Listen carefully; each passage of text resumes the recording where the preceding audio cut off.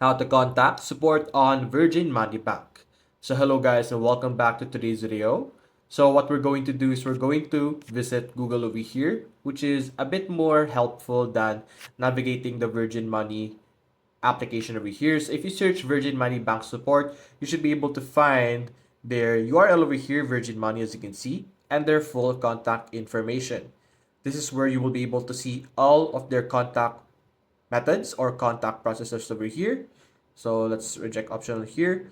As you can see in this page, you will be able to select what type of service or what type of problem you are having. So whether you want to talk about your savings, your business, loans, and so on and so forth, this is where you will be able to select your category. If you have things to talk about that is not part of the list, you have the different options over here, make a complaint, report a fraud, or other contact details over here. So we could select the corresponding one that you want, and it will provide you with the process, as you can see, on how to contact them and how to handle your problem.